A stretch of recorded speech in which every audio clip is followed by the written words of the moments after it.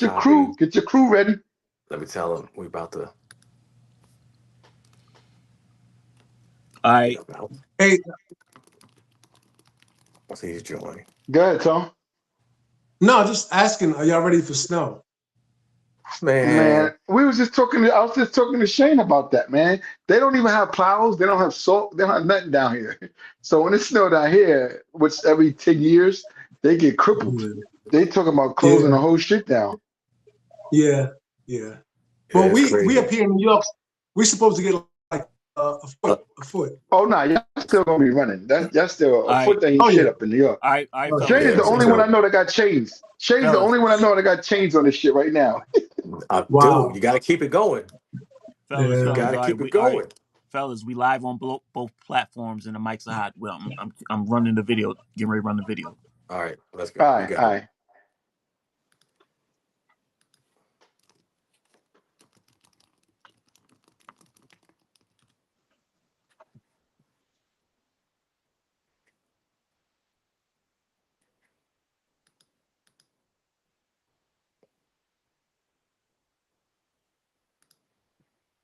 Calm down.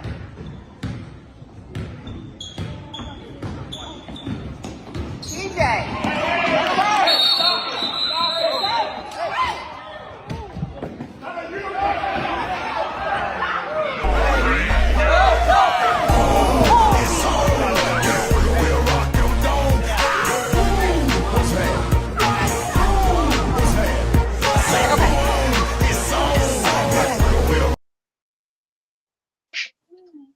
Welcome, my PBM family. What's up? Another episode of Old School Cops presented by PBM. We got the 3-man squad tonight.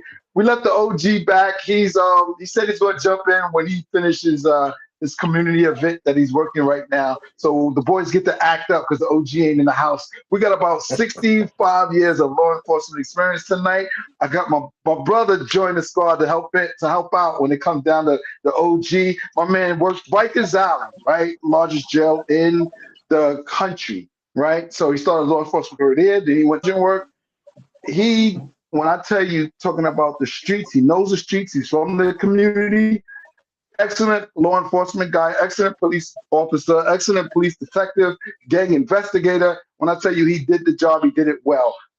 My boy Shane, always riding shotgun. He's my co-host. He's my partner. He's my dog.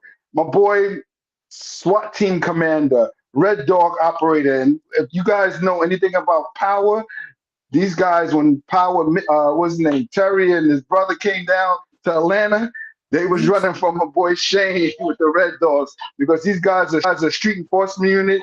They concentrate on gang members, drugs, guns. These guys are the real deal when it comes down to street police work. So with this particular video, you guys send a video and we give an unbiased assessment. We handing out accountability all the way around. We don't care if it's the cop, the civilian, the dog, the bird, anything that it is that needs to be held accountable.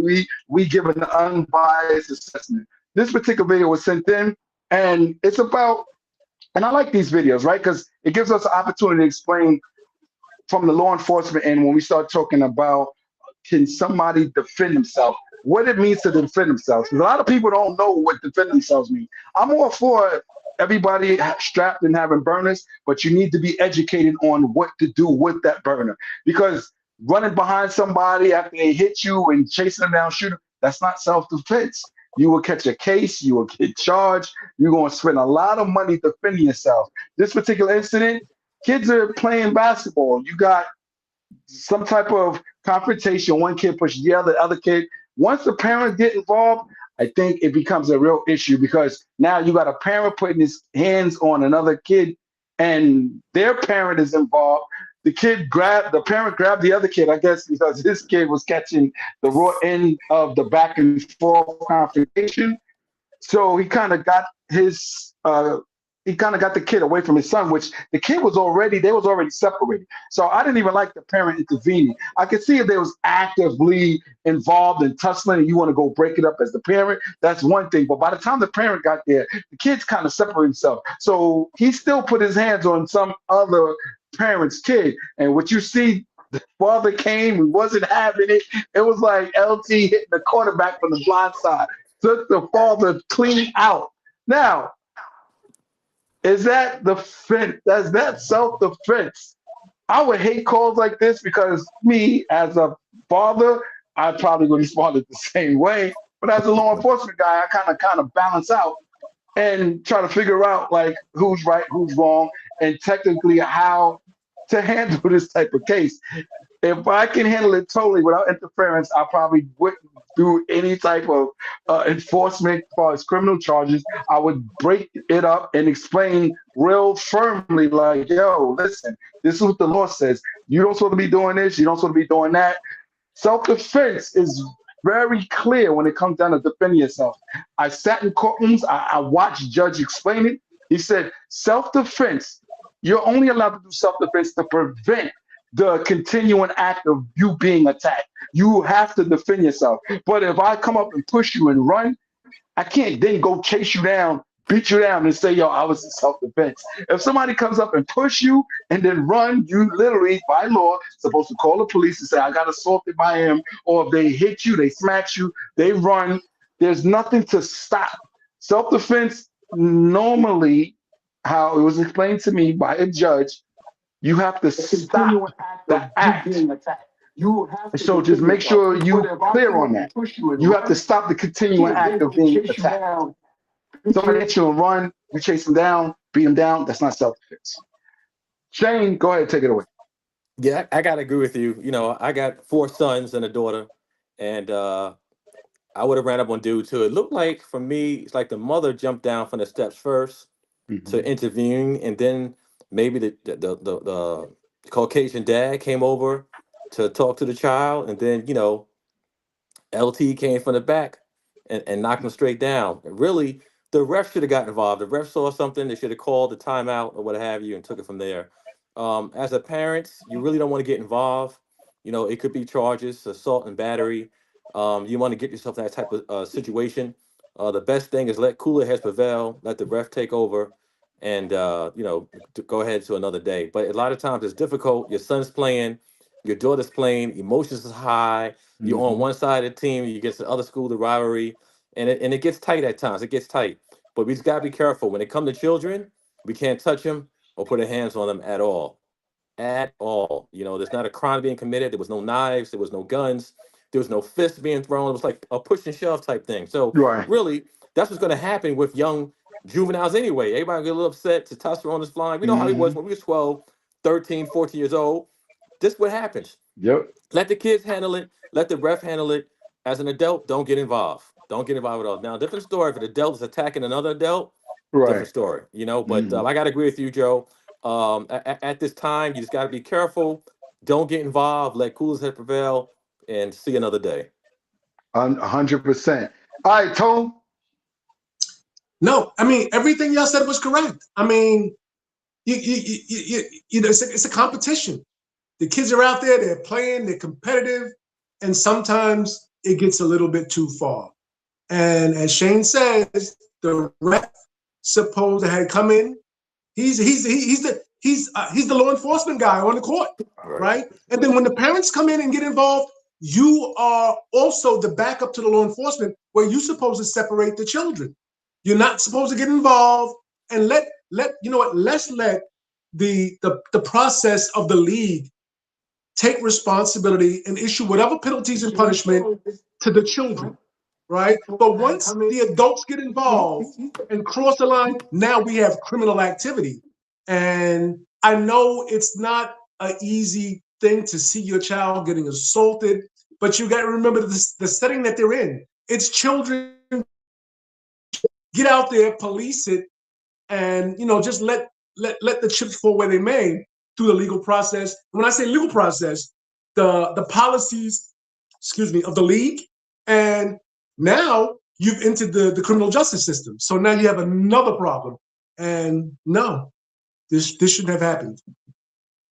I agree. Let me ask you guys something. Have you ever been involved, right, with a situation you're at work, and by law you're supposed to handle it a certain way, but you're using your discretion, you're using your kind of common sense, and it wasn't per se by the book, Have you ever been involved in something like that? Um, And I'm gonna give you an example, right? I'll give you an example, right? I responded to a call of check the welfare of a child, right? The child called. So you gotta, as a police officer, you go.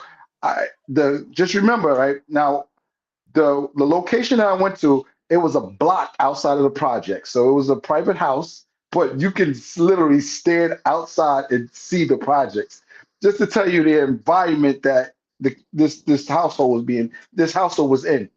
So I knocked on the screen door was closed, but the main door was open. So I knocked on the door, right? And I was like, "Police," and it was an older gentleman sitting in a recliner, and he looked at the door. He said, "I didn't call you." I said, "Well, I got a call that." This is what he said. I got a call that someone called the police, and then he pointed across the other side of the room, opposite room. He said, "I think he called." So I looked all the way on the other side of the room. I was like, and then you could see it was a young.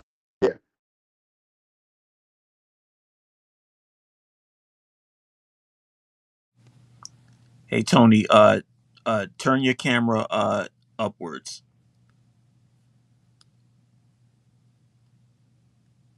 No, flip your camera. No, flip your camera the other way. Like the selfie mode. Like in selfie mode. oh, sideways. Yeah. Like what happened to Joe? I'm I'm horizontal right now. I didn't touch anything or move anything. Oh, Okay. he's probably on the computer. Remember, the computer blocks it, puts that Oh block on yeah, it. That's right. What happened to Joe? Yep. I have no idea. He's probably on that call in Brooklyn. Okay. Shane, you wanna read any comments that's in the chat? We're both on YouTube and IG Live. Yeah, sure. I'm trying to look at the chat. Let me see here. No one's saying anything as of yet. Picture Stupid on at the moment. Okay. Yes, we are. I think. Yes, we are. Um, I wish we had more information as to what Joe was trying to explain right, exactly. Well, to I move guess, you know, forward. we've all had times where I guess it's officer discretion involved. I know for me, a lot of times on a traffic stop, a lot of times might be at a domestic violence case or what have you, a DV at the home, what have you.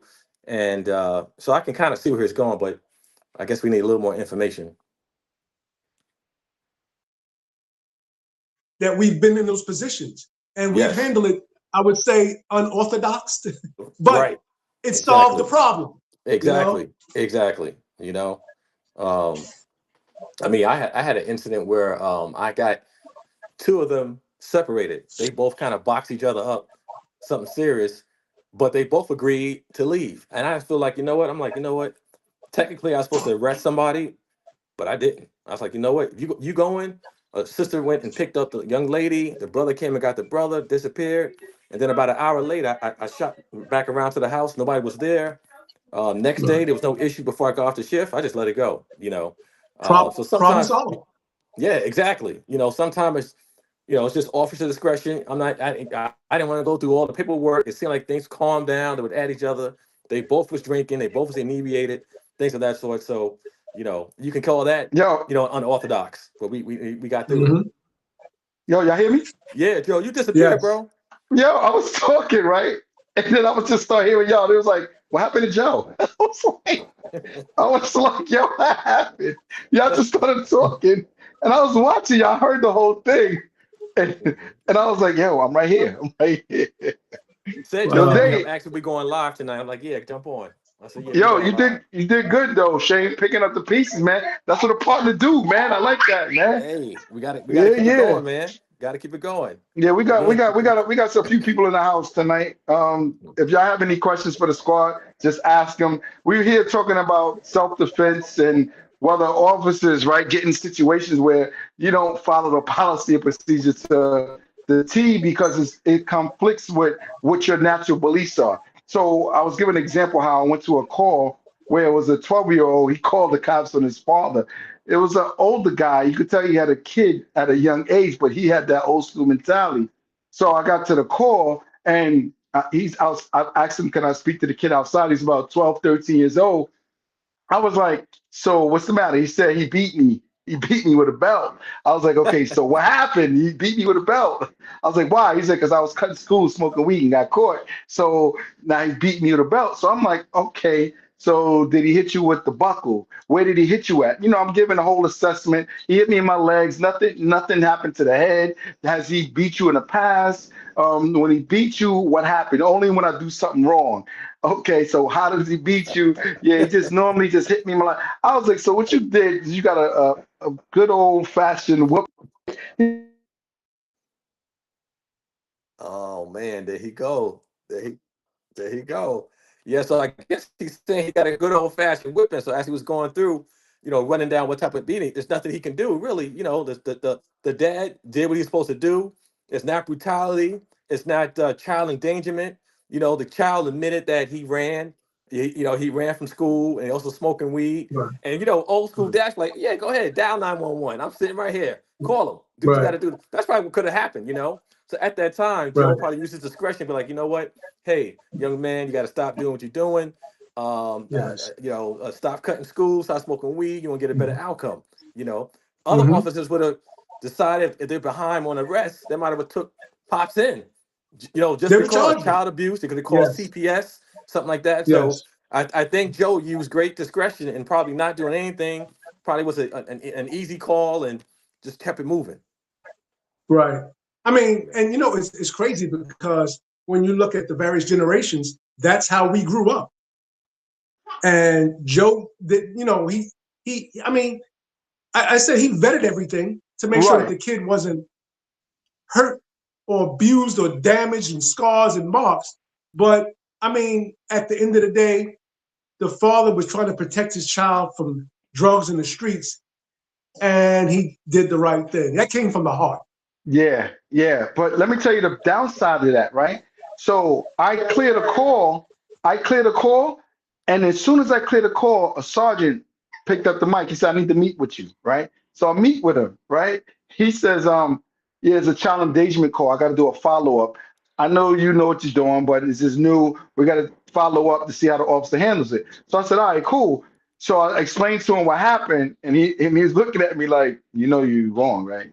I was like, what are you talking about? He's like, do you know what an assault is? I was like, Huh? yeah. He said, was that kid assaulted? I was like, No. not in my eyes. he said, he said, Right. you're talking like a father. I need you to be a police officer. The elements of assault, was that kid assaulted? I was like, I'm not locking that dude up, man. He said, I'm Mm-hmm. going to go on your judgment, right? He said, but if we come to work tomorrow and that kid is dead, there's nothing that me or the police department, they're going to just cut you at the knees, bro. Like, you're supposed to lock him up. You are, you're responding like a father and not a police officer. That kid was assaulted. You don't know the background, the history of that family. You don't know whether he's being abused in the past. You don't know nothing that's going on. I said, if I can't decide and make a judgment call Mm-hmm. based on my training and experience, whether this kid was being abused. If that kid, right, was to end up dead from that father, Mm-hmm. I wouldn't even want the job no more. I'd be mentally messed up in the head that I didn't Right. do nothing to save this kid. Right. I assessed it. I'm 100% sure it was a kid that deserved to get his ass whipped Right. because he was acting up and the father didn't abuse them, he disciplined them. Right. And But he Joe, was like, for you asked the right questions. You right, asked the questions to that. Hey, has this happened before? Has it happened in the right. past? When did you get beat? Right. Oh, when I'm bad, I'm disobedient. That's when I get. That's a parent. So now you're saying you can't parent your child? Now we kind of, it's a thin line. You know what I Yeah, mean, Joe? yeah, I yeah, agree with Shane. What you did was you vetted it properly to distinguish discipline of a child to abuse. And based on your training experience, Yes, you sir. determined that he right. was not abused, he was being disciplined. And that was that. Yeah. And that's bad to say that we don't have the discretion or you can get in trouble.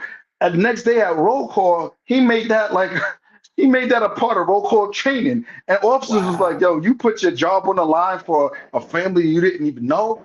I was like, dude, if I can't make a decision on whether I said I shouldn't even be doing this job. I said, Right. yo, if that was the case, yo, I would probably be arrested because I got boys and they all turned their adults now. They got their ass wet when they messed up. Like they wasn't abused, they was disciplined. And I'm totally in agreement with you disciplining and not abusing your child. So I said, I'll live with that, yo. I'm here for him.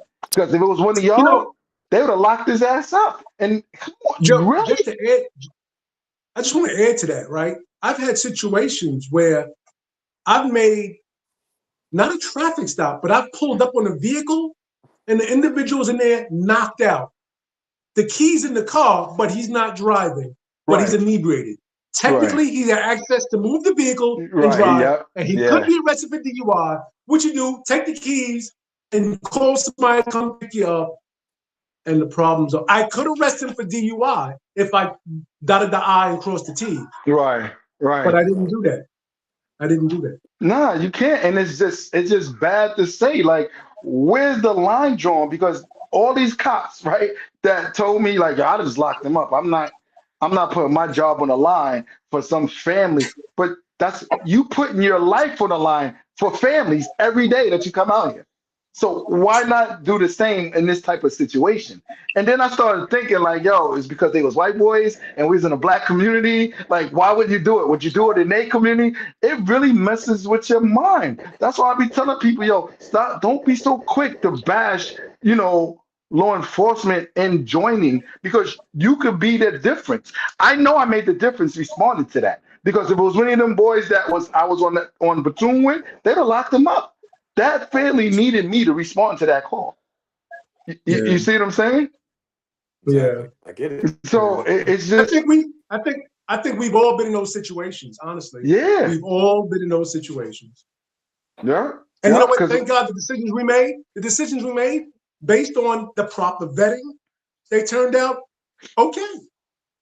They were good yep, decisions. very good decisions. Who we got? That's OG. OG joined the line. Oh, Joy I'm joined here, us. I man. set I'm him here. up. Wow. Okay, I'm Wow. okay. here. The I'm, OG. I'm Wow. trying to Terry get Yeah. Golden. get my stuff together. All right, you want to chime in? You know what we're talking about? Not really. What you Okay, got? so basically what we're talking about is as an officer, there's times where we came across situations to where we didn't handle it textbook style because textbook style would have been different. So we took our common sense and our experiences and we made calls that could have bit us on a butt if it went wrong for us. And I gave an example how I went to a call. It was a young kid. He called the police. He said, I was told that your parents don't supposed to hit you. His father was an older guy. You could tell he had a kid at an older age. The kid was 12, 13 years old. He beat the kid, right, with a belt because the kid skipped school and he was out smoking weed and he called the police. So when I get there, I do my assessment. I'm making sure like this is not abuse. Did you get hit with a buckle? Did you get hit in the head? How many times do you get beans? When you get beats, what happened? He was like, only when I do something wrong. No, he hit me on my legs and my butt. He didn't. So I gave a real in-depth, you know, assessment to make sure this kid wasn't getting abused. So I went to explain to the kid, no, your father disciplined you. That wasn't abuse. What the school is saying, if you're getting abused, you getting hit with buckles, you getting broken bones, you're bleeding, this and that and the third. So he understood. I left the call. The sergeant quickly met up with me right after I cleared the call. He said, because it was a child endangerment call, I got to follow up on how you handled it. He says, I know you normally handle everything like you need to handle, but I just have to communicate what happened. So I told the sergeant was like, you know what an assault is? I was like, I'm not locking that dude. He said, officer, do you know what assault is? And I was like, yes. He's like, was that kid assaulted? I was like, I'm not locking that father up for being a father. There's a difference between discipline and abuse. I made the call. He said, if we come to work tomorrow and that kid is dead, right, then you are in major trouble. And I said, if that kid is dead, I'm not worried about what the police department do. I'm worried about what my mental is going to do with me because I made a decision that cost this kid his life. And I'll be more hard on myself that I made the wrong call than anything that the police department could do to me. I said, because I'll be questioning myself, is this really the job for me that I can't distinguish abuse from discipline. So he's like, I'm not going to say nothing. We're going to just rock with it, but I'm just letting you know. So the next day in roll call, he used my example as a training and pretty much disagreed with how I handled it. And there was a bunch of officers there like, yo, dude, you put your life on the line, your job and everything for a family you don't even know. I said, every day we put our life on the line for people we don't know. I'm not going to let that man go to prison or jail, catch a charge for disciplining his kids. I got 3 boys. Yo, I discipline. That's very similar. I'm not going to lock him up for that. But by the law, it wasn't an assault, and I had other cops come to me. I just locked them up. I just locked them up. I just locked them up. I'm not putting my job. I said you put your life on the line, but your standards or your morals and values. You're not going to save this man from going to jail for something that you know he did was right. Like, because we got a broken system. We're supposed to understand the system and be the checks and balances of how we enforce the law. I said, I'm not doing that. They was like, well, I'm not doing that. I was like, whatever. Nothing never came back, but we just talking about incidents to where you make the certain decisions that could really cost you because the department is not going to back you. It's cut and dry for them. And then I started thinking like all these cops that was around this table in roll calls, a bunch of white boys, and they was like, yo, I don't know, man.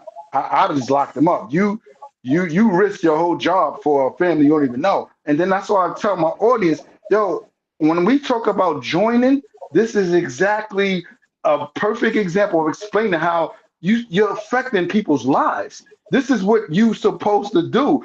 We have a system that's not perfect. You come in and bring balance to that system. So don't shy away from law enforcement. Be a part of that change. Be a part of being there for them. Because I'm glad I was there versus anybody on my platoon because he'd have been locked up. So when you surrender your discretion, then you might as well stop doing the job. You're because every opportunity you get to do your job, discretion plays a role in it. Whether it's somebody pulling a gun on you or some woman tearing her kid's butt up because he don't know how to act. You know, right. we're all caught up in that situation because I'm a father of 4 sons, and I can tell you this: I did all I could not to exercise that necessary discipline. But it got to a point to where I had to let them know that this is my house. You're gonna follow my rules. And I'm gonna tell you how I knew the message got through. My oldest son, his second trip to the basement, when I got down here, he's standing here with his underwear on, waiting for that butt whooping, and he's shaking like a leaf on a tree, goosebumps, tears running, okay, in anticipation of what was getting ready to happen to him. But see, I have a 3-strike rule, and once you get to the 3rd strike, you're behind is mine. So you know, you have to do what you got to do. We can't forget that we are people too. Everything is not textbook. It's just not. You know, no different than when a kid walked up on me with a knife in his waistband, and instead of me shooting him, I put my size 16 in his chest and rode him down to the ground and put my pistol in his face. Now, could I have shot him? Yes. But I made a decision not to. That's discretion. Right. That's discretion. And if you surrender discretion for the sake of your job, you might as well quit your job. Right. Because every decision you make is based on your discretion. You know, when I let the guy walk across the street to go home and park his car and lock his key inside, he was drunk. But I'm a half a block. I can see his apartment right here, the condominium he lives in. Why am I going to lock him up when he right here at home? Yeah, he was weaving in the road. But it's 4:00 in the morning. Young white kid, 21 years old, DUI gonna ruin his career. You understand what I'm saying? Yeah. So you make decisions based on the circumstances, and the rule always is what, Joe? Once you put your hands on them, where they going? Yeah, they belong to you. They go to jail. Go to jail. Yeah. But if I ain't gotta put my hands on you, guess what? Right. You know, anything is possible then. Because you know, the stats don't matter. People do. 100%. What about users, guys, on Instagram said, spare the rod, spoil the child. They said they thought you did good, Officer Joe. Oh, okay. It's a true thing too, I because appreciate that. especially for our boys, I hate to say it, but for our boys, me included, I got my last tune-up at 16 years old. I was 6'2". And you know what got me, right? Street lights. The street lights got me. Yeah, Mhm. That's all I 100%. got to say, right? Hey, OG, I'm gonna put you One, onto something one, that one user. I want to. Hey Go guys, ahead. I'm sorry. One user said it seems like, based on what OG said, it seemed like discretion is only practiced in certain neighborhoods that lack color. Yo, That's This in and response that's to yo. OG. You know what's crazy though? That's where I was just about to go because me and Tone thought we talked about this, right? Is discretion more, does it help us more or does it hurt us more? Because we talk about how discretion can be manipulated, can be used, and he's right. Why can't we use discretion in our culture, in our neighborhood, but outside of the neighborhood we use Wow, discretion? Remember wow, we talked about wow, that before, wow. Tone. We see other Yes. Hey, officers that use I was, discretion in other neighborhoods, but as soon as they come into the hood, there's no hey, discretion meter. We I seen that. was about to, hey, I wanted to chime in when y'all finished. When we used to work the Shockoe Bottom area, Yeah, where it's but it's predominantly the white. red light district where everybody's drinking, right? The the black guys, when they get stopped leaving the establishments, they get the DUI charge. But Hmm. when whites get stopped by whites, they ask who they want their car towed to, they put in cabs. That was the norm. Yep. That was the norm. Wow. Yeah, and that brings up a question, OG.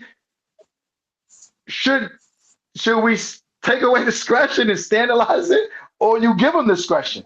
Because it's like a catch-22. As my grandmother, God rest her soul, she's like, "Damn if you do, damn if you don't," because we've seen it been manipulated against us. I've gotten more stink, or I got more stink from how I treated white people than how I treated black people. When I do what I'm when I was whatever I when I did my job the way I always do it, and I did it in their community, I caught heat Yeah, for writing short tickets at night, for pulling the white woman over and having her get out the car in the rain. right, Um, you know, for right, I had a guy. He was, as far as I was concerned, he shouldn't drive away from me. He was weaving in the road. He tested zero. He didn't have no alcohol in the system, but he was high on something. And the supervisor said, "Let him go." And I went, "If somebody dies tonight, it's on you, okay? Because hmm, if it was Ted Golden's responsibility, I'm gonna lock him up. So you're saying release him, and that's what's gonna go in his memory bank, because if he drive across the town and crash and kill somebody in this big old panel van, it right, ain't on me. It's on the supervisor." 100%, Because a hundred percent, the guy with the breathalyzer showed up. The DUI guy showed up. He right. blew zero, nothing. But pupils are dilated, slurred speech. He can't pass the Show test, the sobriety. roadside test. Yeah, I mean, he can't touch his nose. I'm sorry, can't walk a straight line. He ain't got no business driving away. yeah, But that is so because true. he was white, and we were in Midtown, they let him go. They let him go. Right, a Wow. 100%. So, Wow. in essence, discretion could go against us. Oh yeah, Yeah. as long Yeah. as somebody else is behind, not mine. Because it was me. Wow. Look. Let me tell you something. The catch-all for us was disturbance of the peace. That was the charge you got when there was nothing else I could do. You weren't listening. You weren't cooperating, and you talking crazy. So I'm just Yeah, gonna take you to jail. You pay $50 and get out, and once you sober up, you'll be fine. You know, and you know, there are various situations and circumstances. But the thing we got to remember is this, and I'm saying this and I mean it. We You can't police where we live like you police where they live. You just can't. When you're surrounded with pimps and prostitutes and people walking up and down the street dressed like women, okay, transvestites, and this is back in the '80s. So what you see now, it's just a continuation, and that's the lifestyle. When you walk into an apartment where there's a disturbance, and it's somebody you know because you've been there 2 or 3 times. You know, my partners, they were in the hood a long time before I was there, Right. And it's crazy when you walk into an apartment and the person who's responsible for committing the crime starts calling the police officer by his name. But I didn't do it, Mo. I promise you I didn't. And you know, no, he did wrong. No, he did wrong. The girl bleed from the mouth. You know he hit her. So Yeah. you know it's what you do. You do what Mo did. You give him the handcuffs, put him on him, and take his butt to jail. He did a little bit more, but I won't talk about that. Even though the statute of limitations is expired on it, I'm still not going to talk about it. But Yeah. Yeah. Hey, Shane, I know you got something. Go ahead. Shane? understand. Well, so look, you heard it from the squad. This is what it is. Discretion. Damn if you do, damn if you don't. Just be careful, like we say in all our videos, right? If you got problems with the police, the side of the road is not where you fight that fight. Take it to the courtroom. More officers now are getting charged, fired, suspended. People are getting bags. You lose all day, every day on the side of the road. Please take your fight to the courtroom. Be safe. See you next video. Listen, listen. Yes, there is, because I'm telling you to. In the state of Maryland, I can tell you get out of the car. So you're going to get out of the car, you're going to go to jail. I'm going to tell you one more time, get out of the car. Do you understand me? Do you understand me? Get out of the car now. What's your probable cause? I don't need probable cause. There goes my hero. Watch him as he... This video, I'm glad they sent this in. We talk about it all day, every day. Please stop trying to be a street corner attorney. He's talking about what's your probable cause. The officer has the right to tell you to get out the vehicle, and you have to get out the vehicle. There's no ifs, ands, or buts. You have to get out of the vehicle. What you do, right, when you don't get out the vehicle, you give the officer every right to break your window, to put hands on you, and to remove you out the vehicle. Mims versus Pennsylvania is case law. They have the right to get you out the vehicle. Whether you agree with it or not, all the officer needs to do is relate whatever it is. His reason is to safety. You could disagree. You can't win that battle right then and there. Please just get out the side of the road. You're going to get hurt if you don't get out the side of the road. I've never seen somebody, no, I'm not getting out. You don't have proper cause. And officers, okay, you're right, and I walk away. It just escalates. Officers like to use that as a retaliatory measures when you are standing up for yourself, when you are challenging the officer's authority. They quickly go to Mims versus Pennsylvania and say, all right, get out the. I've seen it over and over again. Oh, why you stopped me? What do you mean why I stopped you? I'm the police. I stopped you. Now give me a license. What do you stop me for? You know what? Get out the vehicle. It does. Is that case is not meant to be retaliatory, but officers are using it. So please, when the officer tells you to get out of the vehicle, get out of the vehicle. Simple as that. Just get out, because you will lose that battle. Go ahead, Shane. Yeah, I gotta add it. You know, again, it's a case law, Pennsylvania versus Mims. A police officer can order somebody out of the car doing a lawful traffic stop without needing any additional probable cause, anything else, any of that sort. So if they tell you to get out the car, just get out the car, even if you feel the traffic stop is invalid. Remember, we always say, PBN family, that never take the fight on the side of the road. Take it to court. If you feel you have a case, you feel you're in the right, lawyer up, and let the judge decide, let the courtroom decide. But if someone tell you to get out the car and it's a police officer, just follow through. Just follow through, because you're going to lose on the side of the road. It's more of us than you on there. So just comply. You know, folk got this quotation, comply and don't die. Well, that's kind of true, because you never know what type of officer you're meeting. You never know his type of background. We don't know what's going on. So even if you feel you've been wrong at this instant, just comply, use your manners, and make it out there safely. And then, you know, if you have a serious issue, you can take it to court. That's my take on it, Joe. All right. Go ahead, Tom. Yeah. Again, Mims versus Pennsylvania.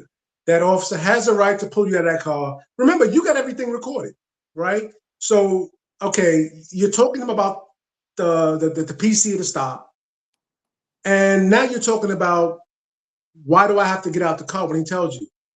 And Mims versus Pennsylvania, the officer has a right to take you out of the car for his safety, to check to make sure that there are no weapons immediately accessible to you for his safety.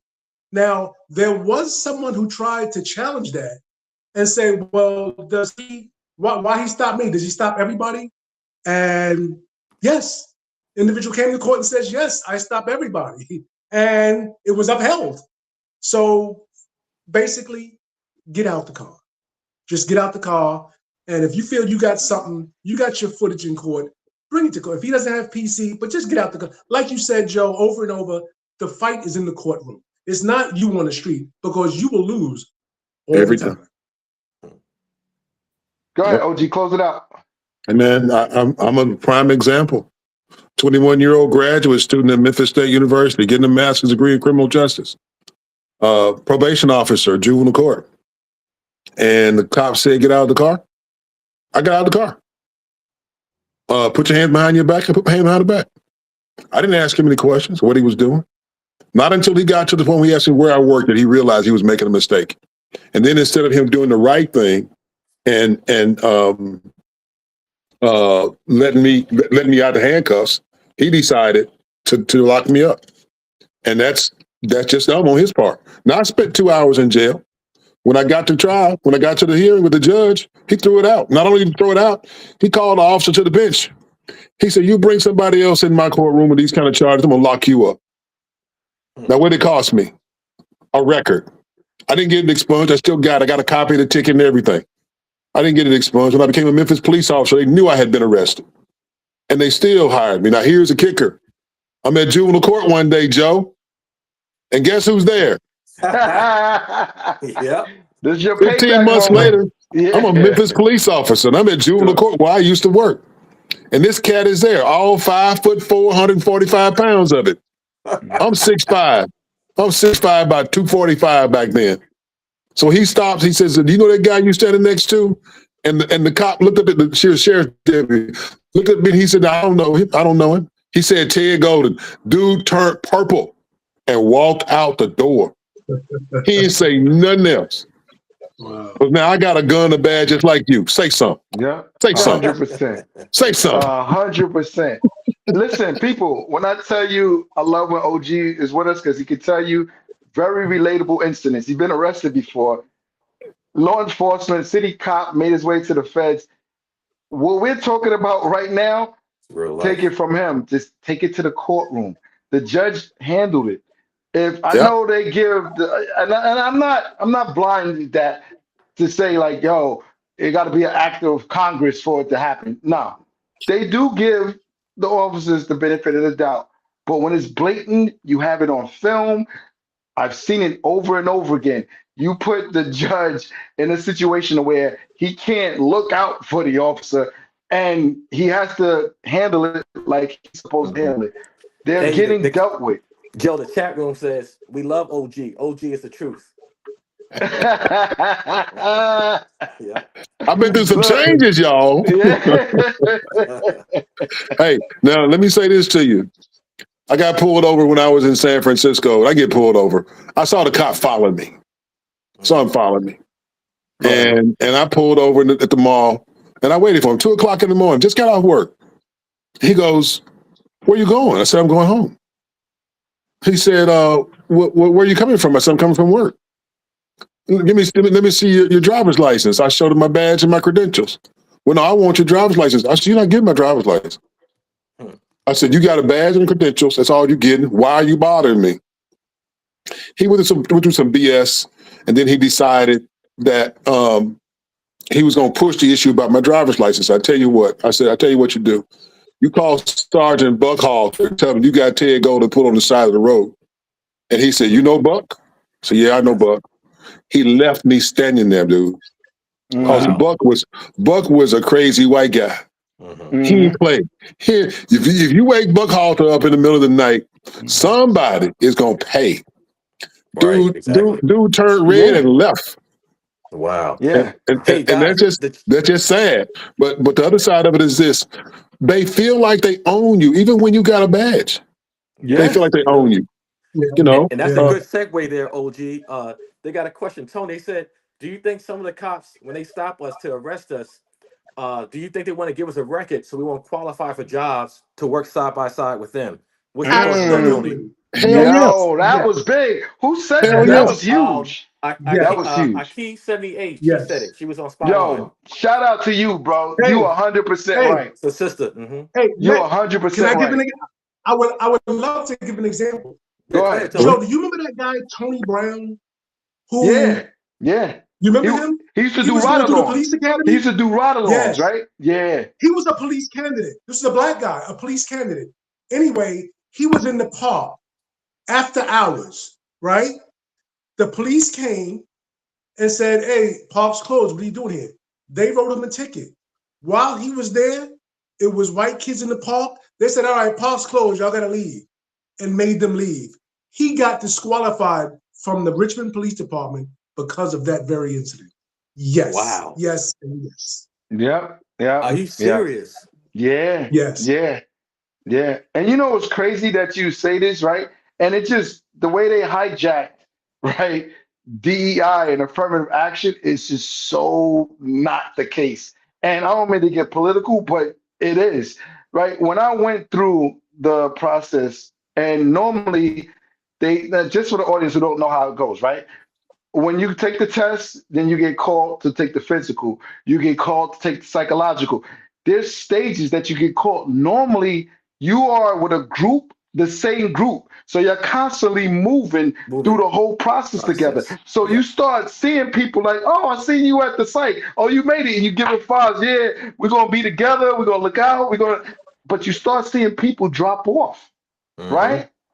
And the thing that I really noticed, right? Because you're sitting in a lobby and you're sitting in the waiting area and you're waiting to get called to go whatever test. Now you develop a rapport with them. Now it's always dominated by more whites than it is blacks, right? What I did realize, like when we was going, I think it was the interview process where the guy was saying, like, it was because people will go and they come out and they just start sharing information just to give you heads up on Hmm. to help you get through because the camaraderie starts during that process, Right. right? So what I realized that blacks was getting disqualified for admitting they smoked weed when they was in high school, right? Where whites was like, nah, I told them I smoke weed, and I was like, you made it to the next round, yeah, and because they give you a form, here you pass, here's your next, you go to the next step. Whites was literally saying, oh nah, I told them I smoke. I told you see a black dude go in, he came back, he said, I'm done, bro. I told him I smoked weed and when I was in high school. I can't make it. So you go in the next, you be like, nah, I never smoked Hmm. weed. You just start straight line because the meter was different for Right. blacks. Yeah. It was But totally Yeah. different. Joe, that's a good segue in OG. A question they asked for us. Has it been harder for you with that statement you made, Joe? Has it been harder for you, gentlemen, as black men on the job? And if so, how did you overcome that? Because of Yeah. what's going on. How did you guys? How has it been hard for us, and how did we overcome it? Joe, Go ahead, Tom.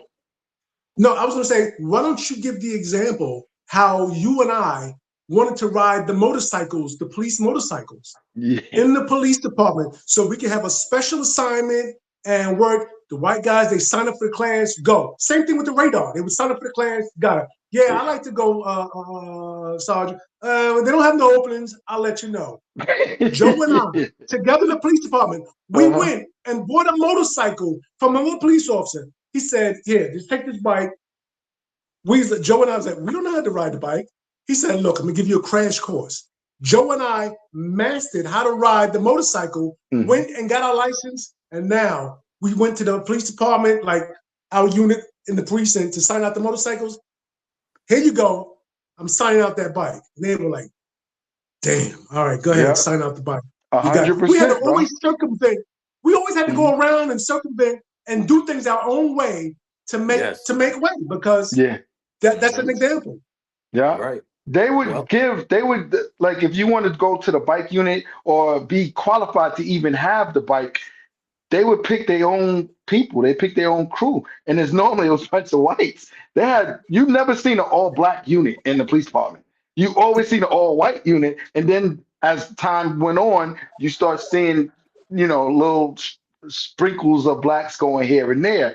But it was right. definitely all. So we had to go out on our own, get motorcycle license, then come back and was allowed now to ride police bikes. Because if you're in there and you go through their program, they sponsor Hmm. you. They give you the training. They give you the like you really get the Hmm. lookout. But we couldn't get in. We was like, why we can't get in? Like what? Oh no, Dude. you got to put your name on the list.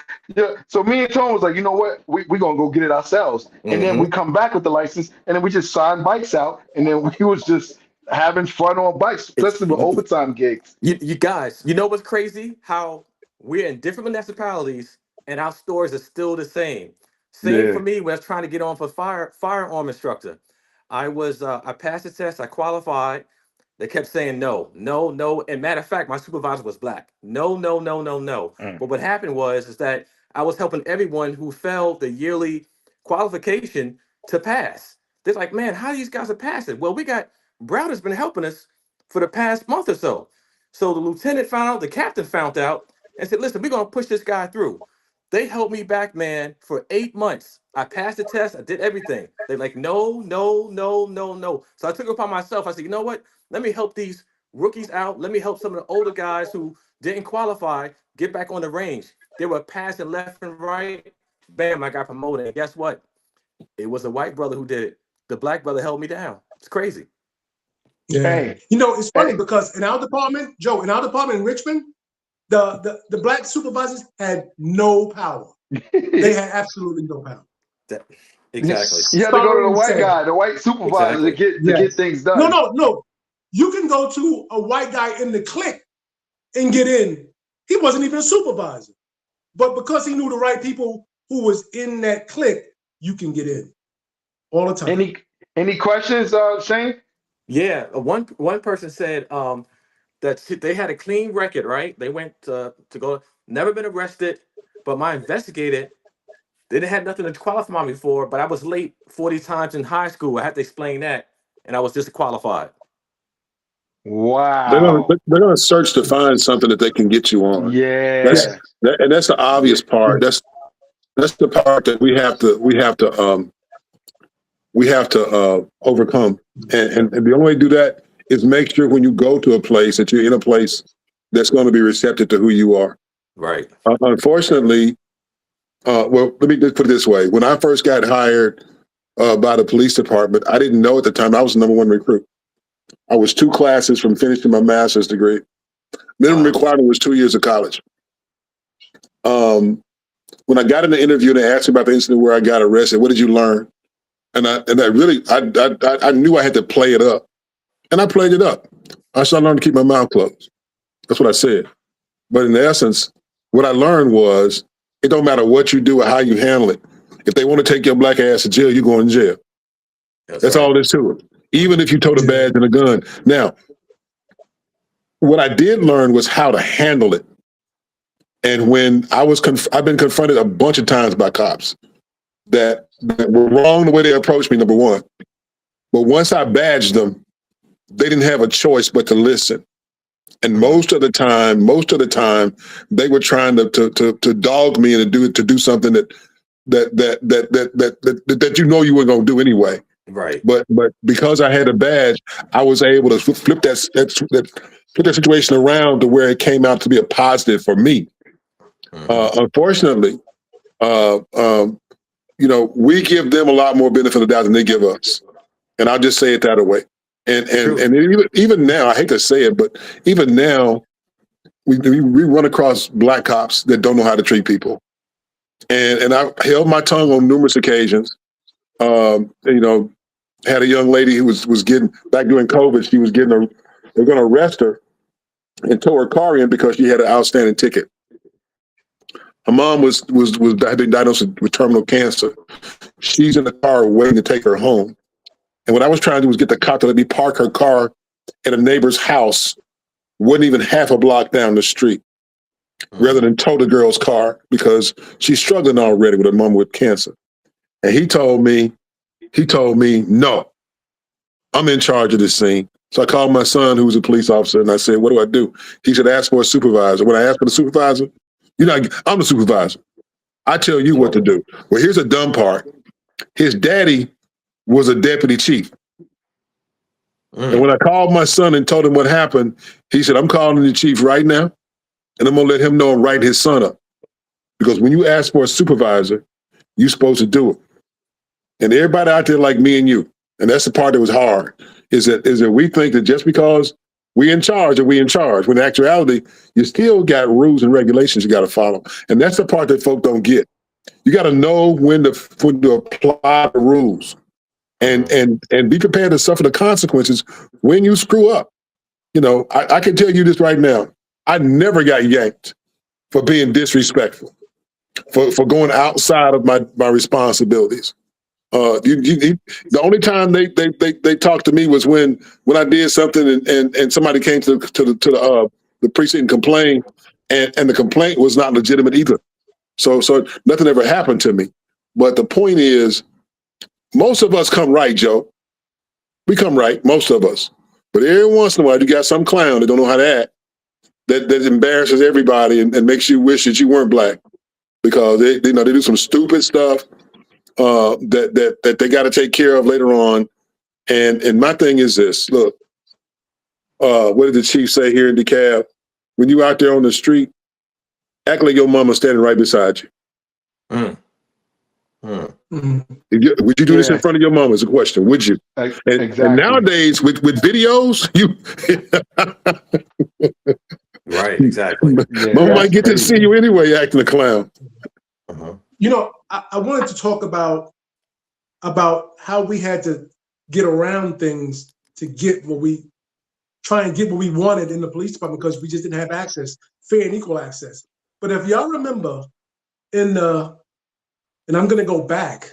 I know I wasn't around in the 50s and I'm here in the late 60s, but 60s, 70s, 80s, you rarely saw a black police officer or a Latino police officer. You rarely saw a minority police officer. And one of the things that the police departments in the country were weaponizing was the psychological.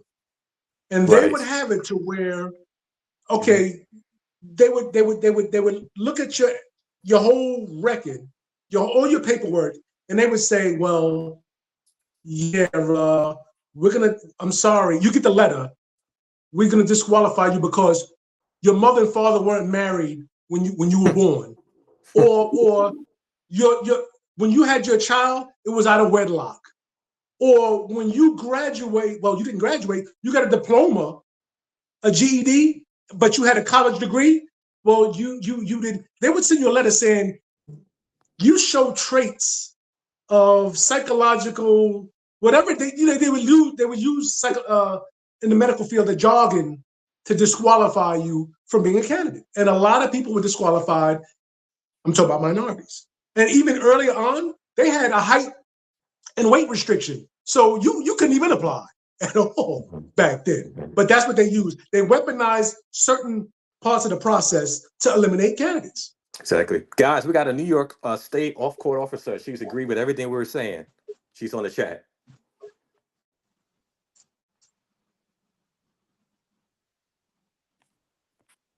Can't hear you, Joe. Joe can't hear you. Oh, shout out to her. Shout out to the CO, state officer. Yes. Appreciate your service because I work corrections, my brother work corrections. So we know what you got to deal with, what you go through. If you want to chime in on anything, just let us know. You got any questions? But shout out to you and your service. Thanks, appreciate you. Ted. I mean, Shane. Any other questions? Because we can get to the next video. Yeah, we get to the next video. We could go ahead, sir. Okay. Listen, like we say on every video, your fight is in the courtroom. On the side of the road, that officer, the courts have gave them a lot of authority.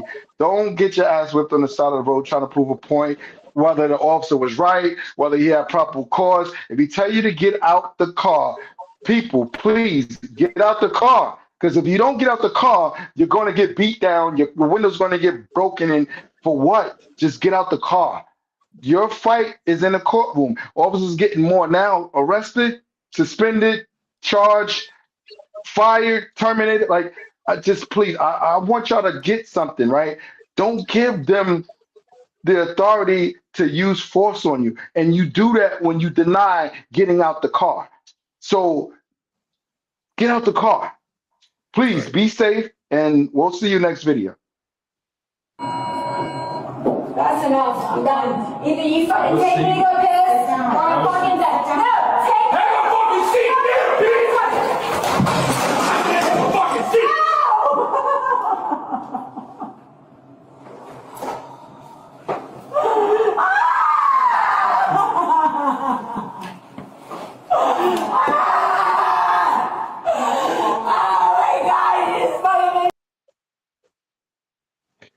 Welcome, my PBM family. Welcome back. Another episode of Old School Cops, presented by PBM. You got the four-man squad. You got over nearly 100 years of law enforcement experience. You got a lot of experience right here, a lot of experience, from gang investigator to police to DEA to street enforcement unit to undercover officers. It's a lot of experience here tonight, and I love the videos. I appreciate the support. You keep sending the videos. We'll give you our unbiased accountability assessment. We handing out accountabilities to police officers, civilians, dogs, you name it. We giving out and handing out accountability. This particular video, this is for cops, right? This is strictly for everybody in law enforcement. When you're on the job, you work with people long enough to know when they have gone over the edge. This particular officer, I seen the escalation. Time to step in and say, no, I got it. It's okay as an officer to step in and say, no, let me get it. Handle it. You will save the person from getting hurt. You will save your partner from catching charges, from getting sued, from getting arrested. This officer got arrested because what? He lost his cool because the subject was not listening to him and giving him some back and forth. We, like the OG said, we are human. You try to maintain the professionalism, try to live above standards, but there's sometimes where people do get to you.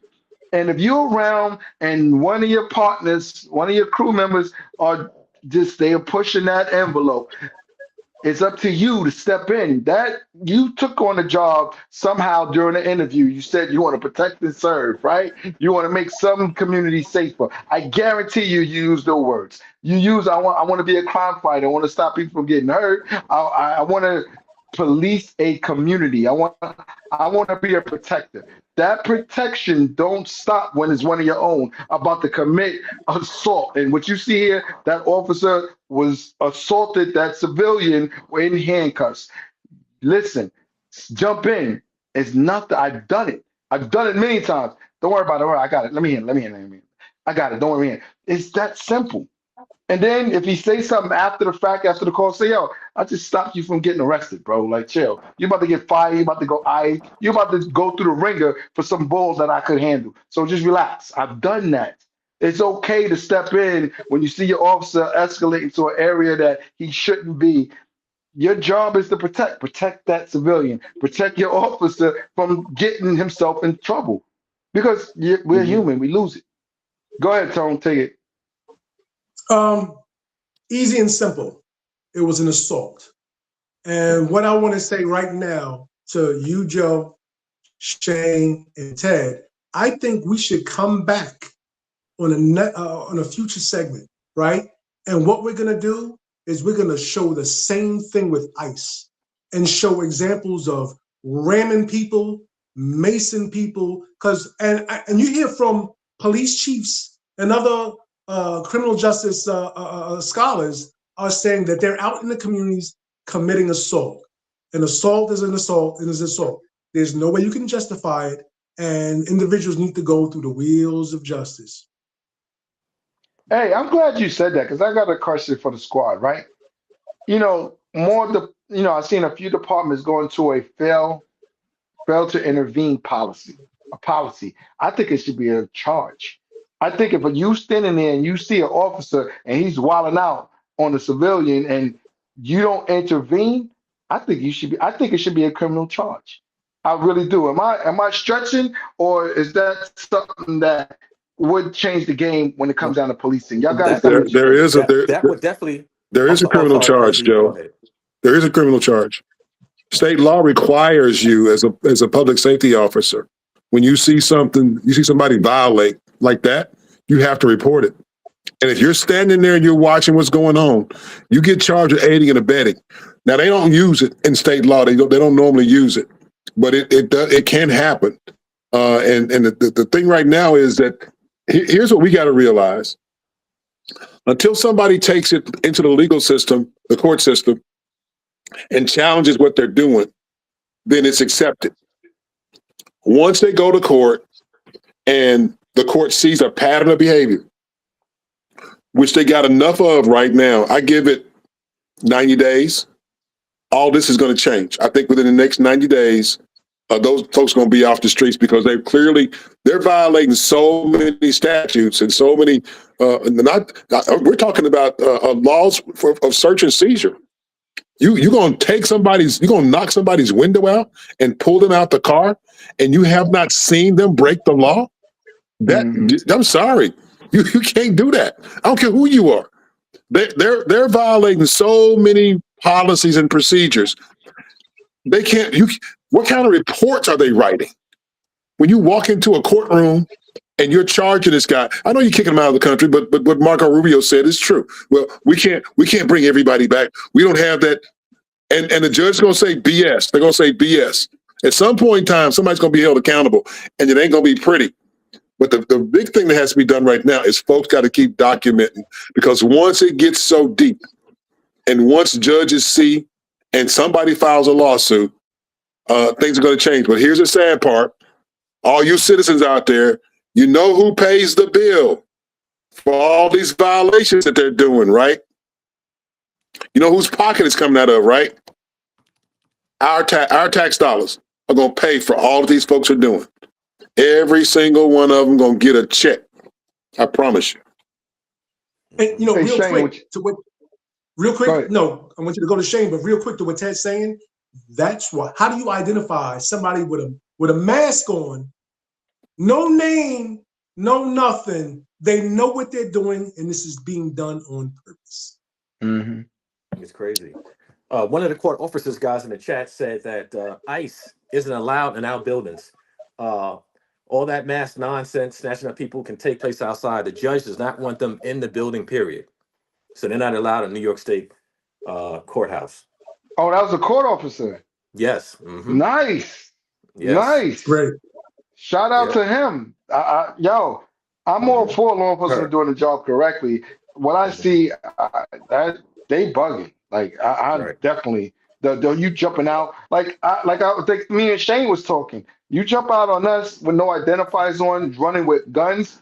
I'm dropping a magazine at you. Like I will. Like. There's no ifs, ands, or buts, and we just deal with it later. Right. Because I don't even see how you in your car. You don't have a marked unit.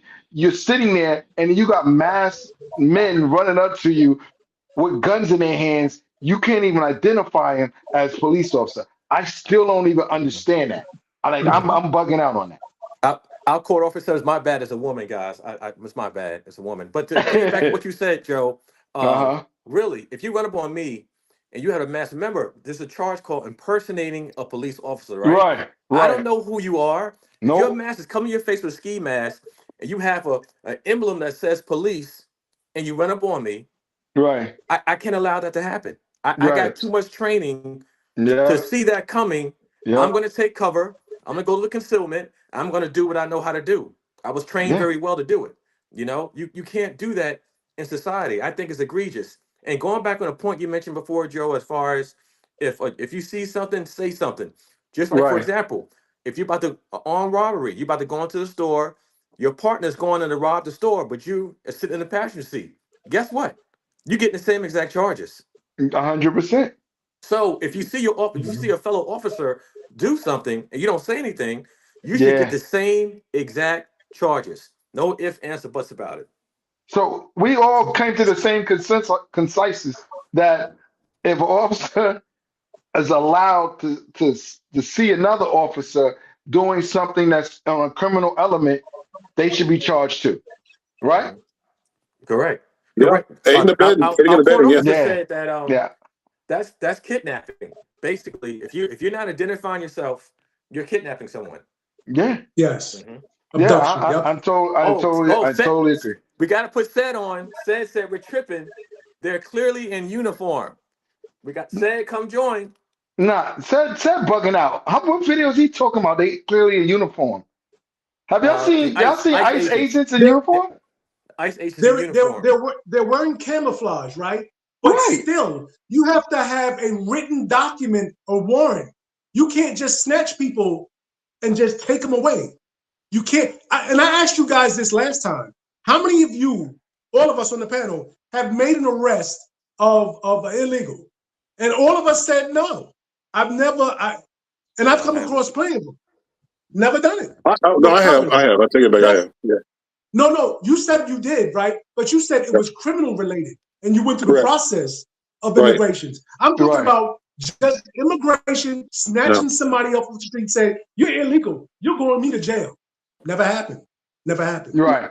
Yo, let me ask you something. When y'all go to court, right, in uniform, right? Mm-hmm. Did it, as far as when you start to testify, right? Do you normally hear, was you working? Yes. Was you in uniform displaying your badge and authority? Like you had some form of testimony to say that I was displaying my badge. There's no questions asked about who you are. That's what the prosecutor first, when he puts you on the stand, that's what he says, right? I don't see how an ICE agent could say that because they're not displaying anything. Mm-hmm. They're in camouflage. They're in masks. I don't never see a badge. I don't never see a badge in a. I don't. Do you guys see a badge, ID, a chain, something?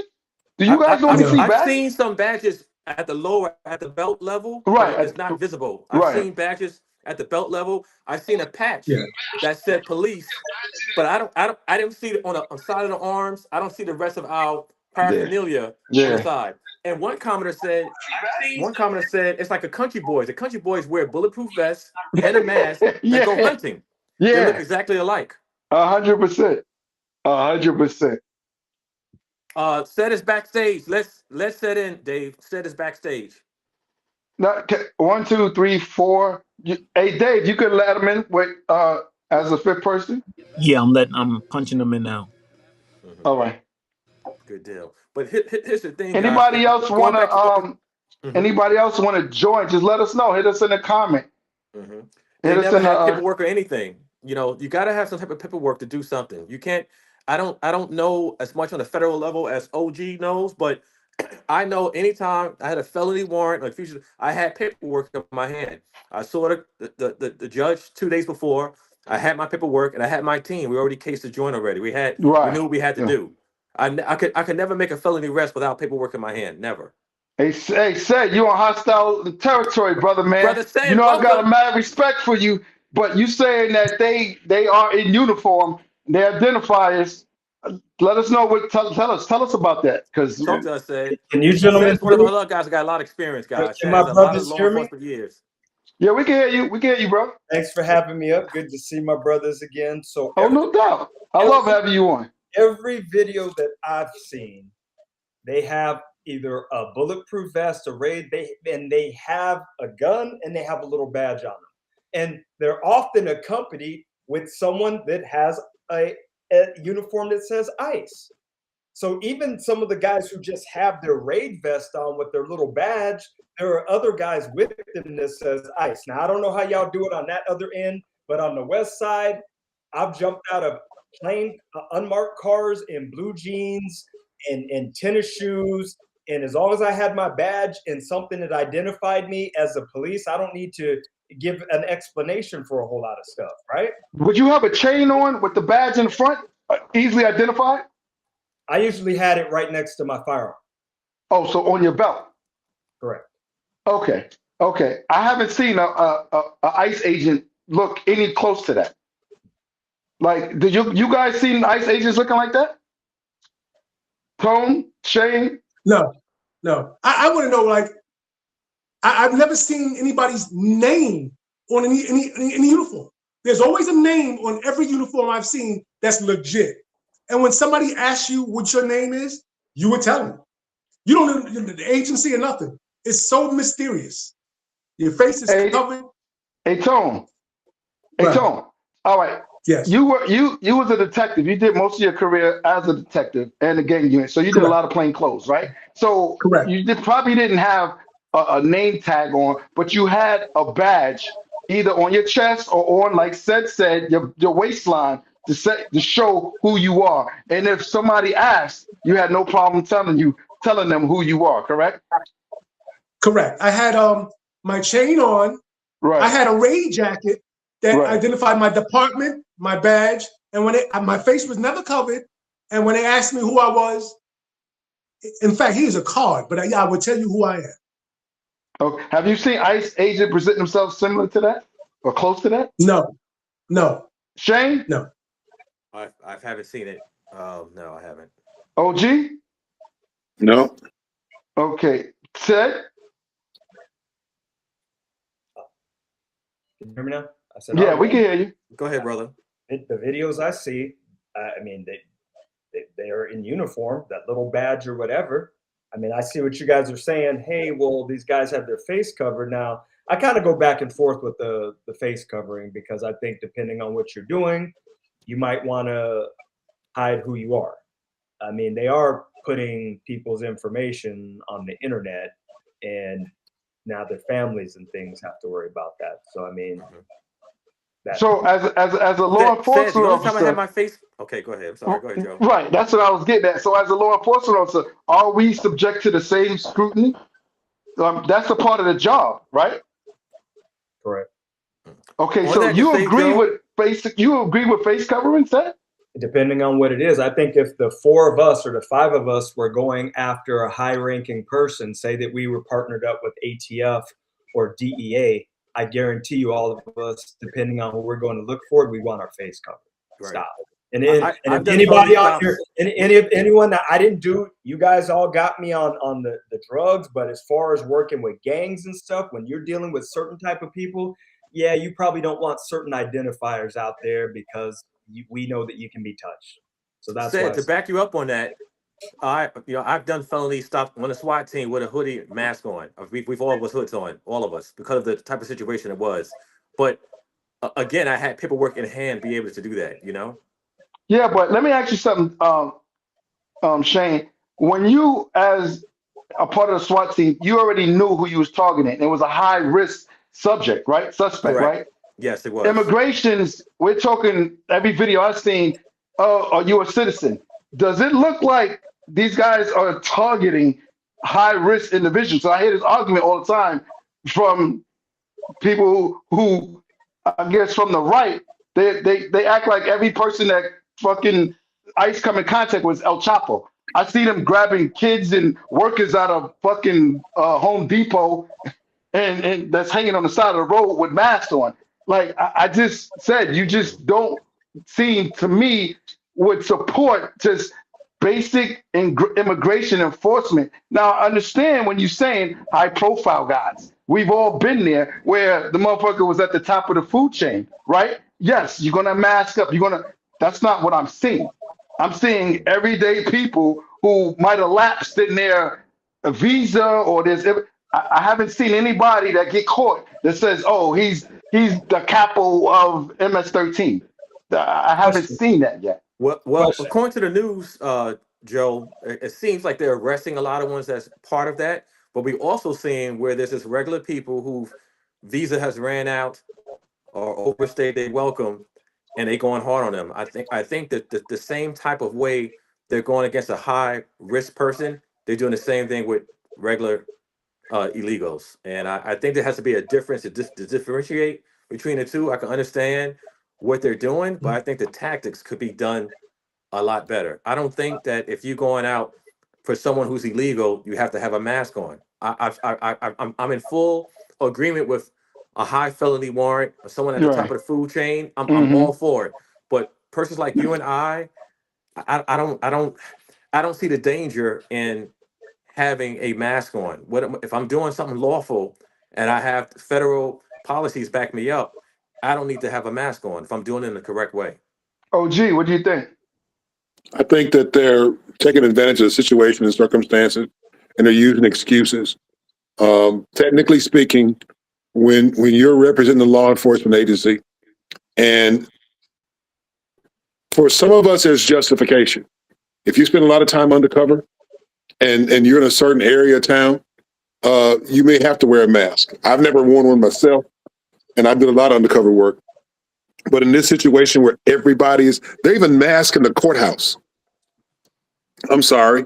There's some things that you just got to do as a professional. And in this situation, they're actually acting like hoodlums and thugs. There's no different. They're no different than the gangsters that I saw in Oakland, California, back in the '80s. That used to snatch folk out of cars and just take them place and kill them. I'm just being serious. What they're doing is a dereliction of duty, if you ask me. They're throwing smoke bombs and CS in people's cars who got they're just caught in the middle. And I don't care how you look at it, they're overstepping their bounds, and they're not really representing the law enforcement agency. Right now, they're just representing Trump and what he wants done, which is get all the illegals off the street. When you look at the numbers of citizens that are caught up in this mess, especially like the one where the woman got shot, it just makes no sense. It makes no sense.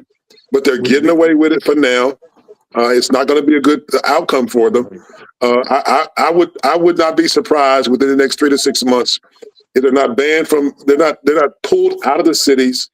They're not banned from. They're banned from wearing those masks, and they'd be required to follow the rules and regulations just like the rest of us are.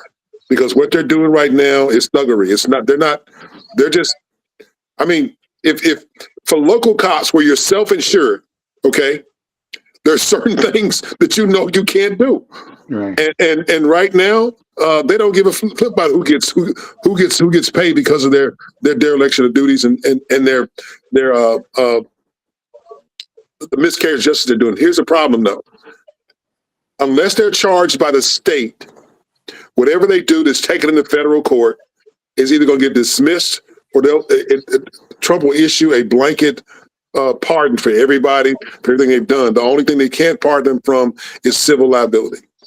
The Guys, criminal I'm waiting liability. for the chat, OG. Let me say, this person said this. He feels that, he said, you guys are treading on dangerous ground, basically telling people to drop a clip, shooting at law enforcement. That's not what we said. But We're go not ahead, saying Ted. that. We're saying go to jail. Take your behind to jail. Don't fight nobody. Right. We've Don't been fight telling you to nobody. take your fight to the courtroom Yeah. from every video. Take your fight to the courtroom. But I'm go a ahead, living Sid. You had witness. Go to something to say. jail. I'm a living witness. Go to jail. Hey, Sid. Go ahead. You had your thumb up. Go ahead. You had your finger up. Can you guys hear me? Yeah, we I can hear you. actually wanted to ask OG or anyone, because I've never worked with the feds. Does the feds have some type of policy where they can actually wear masks or whatever? Can they do that?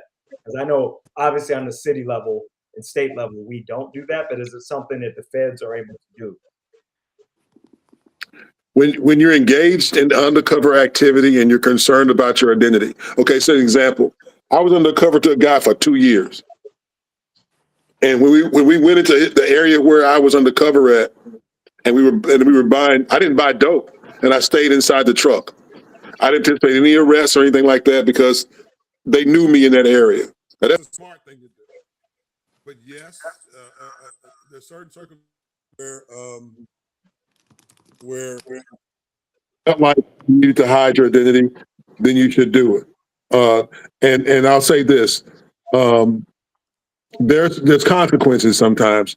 You know, I had a guy that I prosecuted and convicted, and then about 3 months later, his sister sees me in a parking lot and she starts going off the deep end. And in instances like that, it's almost worth it to wear a mask. But unfortunately, I was in trial when she saw who I was. But yeah, under certain circumstances, we've had guys who have worn masks to hide their identity, especially when let's say it this way. There are so few blacks doing my job as a DEA agent. In some places, you had to be covered because the likelihood that they would know who you were on a just a personal basis was very high. So a lot of guys would wear the masks when we went out to do arrests and stuff, so folks wouldn't know who they were. They wear the ski mask, so you couldn't see their face. But it's few and far between. Joe, they said that you had said if someone run up on you with guns and a mask, that you're gonna drop a clip. Can you clarify that for our viewers? Oh no doubt. Me as a trained law enforcement profession, if somebody runs up to me, I'm going to take that as an act of, and I would never tell you not to defend yourself. I'm telling you how I would defend myself.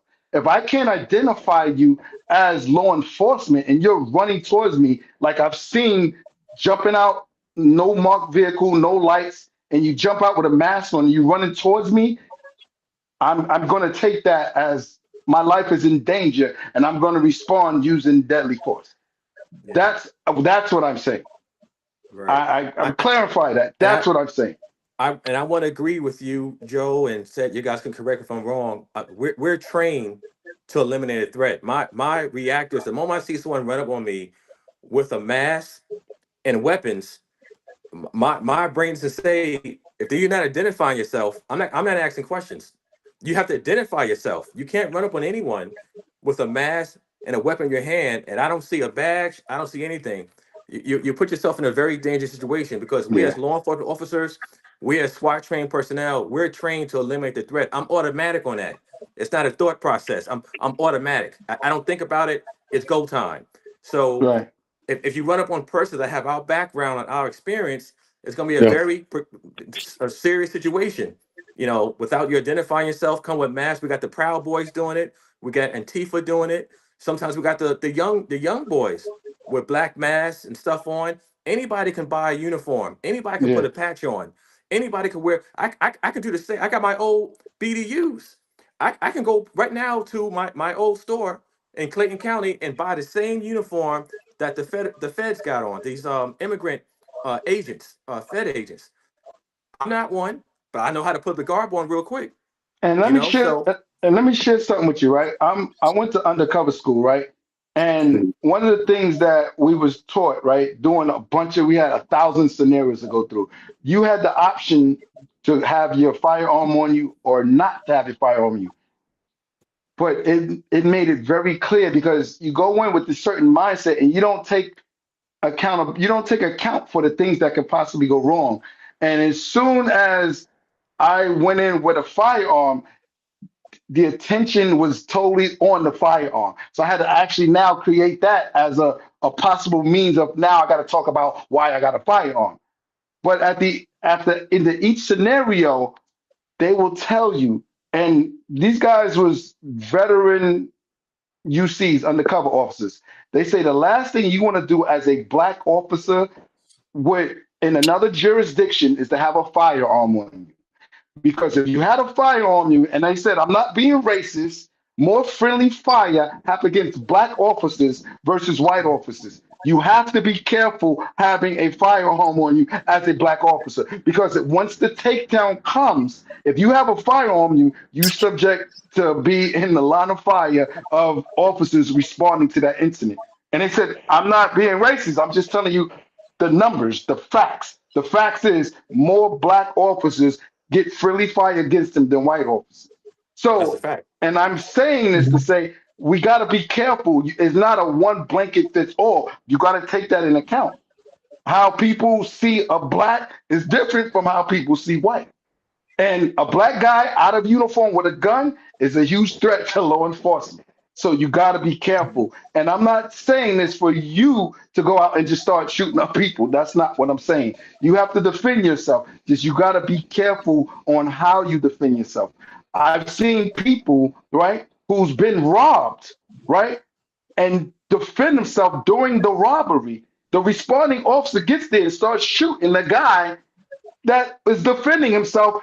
You don't see no identifiers on. All you see is a guy defending himself, and he has the gun.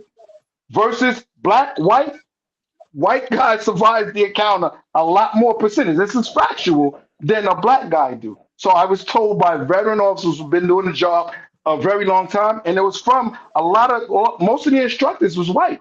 A lot of guys who went undercover and they did a lot of they did a lot of bikers in undercover work. Really good guys. I give them tremendous props for keeping it real. They said you need to be careful because I could get away with shit that you couldn't get away just because of our race. And 100%, that's what it is. I lost So a good friend in Memphis behind that. A good What friend you of mine say? in Memphis was.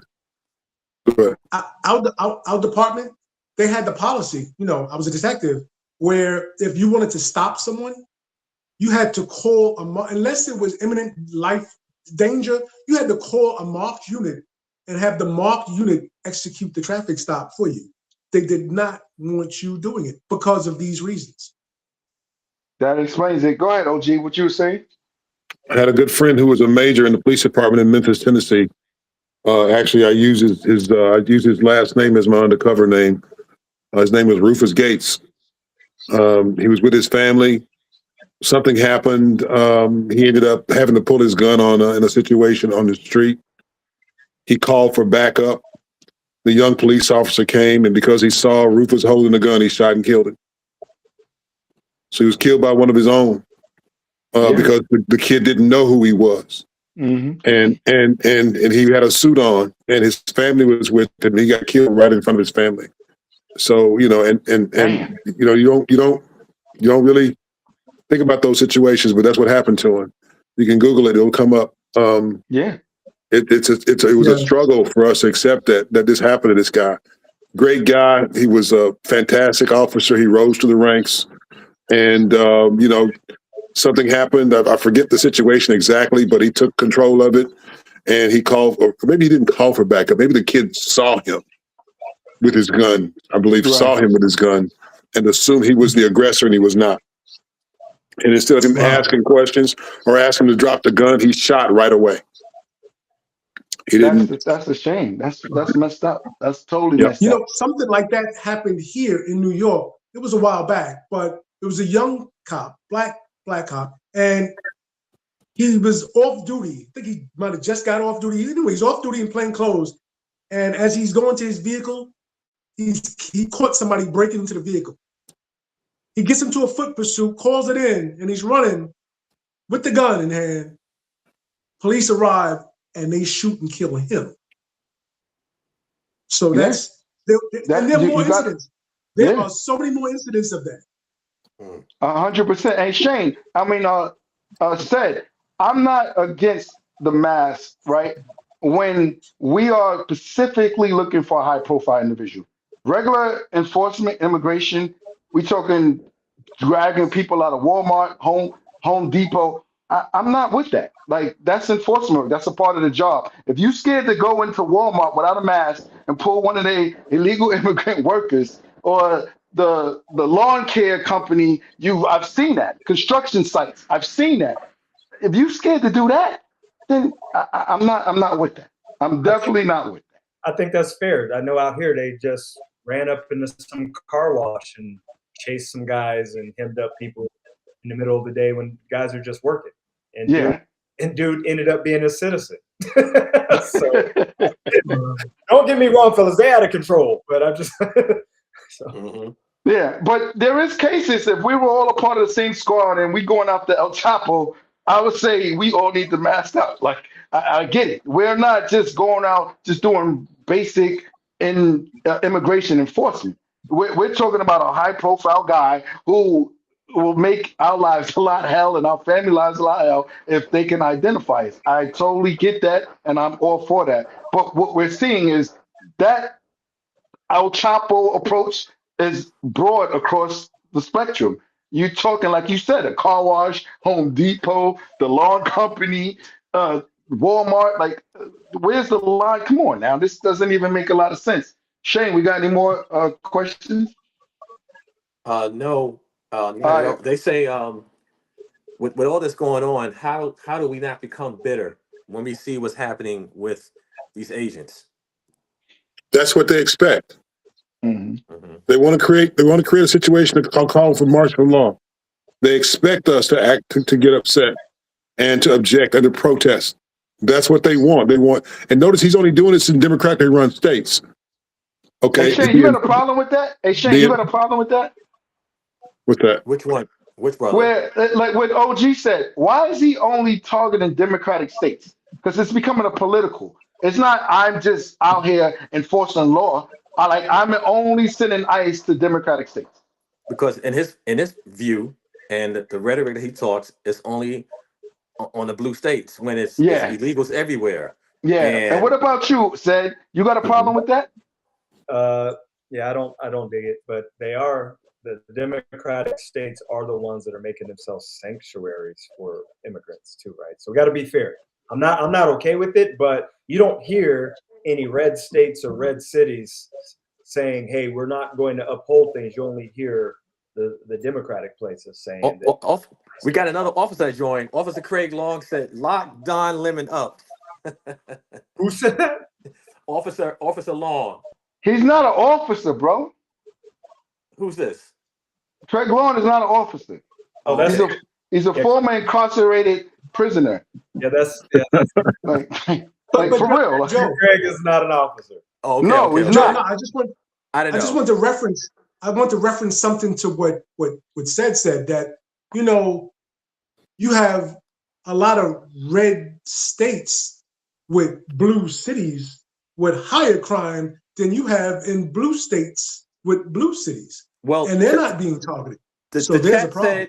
the chat said that he's targeting sanctuary cities and that the Democrats are refusing to work with ICE. What's your guys' views on that? I agree. Like I said, I don't agree about how things are going down, but yeah, that's why I was saying that. I can't even see the chat, but that's what's happening. Mm-hmm. So you feel like he's targeting sanctuary cities and trying to clear them out and then go from there, Said? I mean, he probably won't come here just because of the power of California, but he's probably around everywhere else. Mm-hmm. And what are your thoughts, guys, on the Democrats are refusing to work with ICE? That's why we're seeing this thing that's going on. What are your thoughts on that? That's from the chat.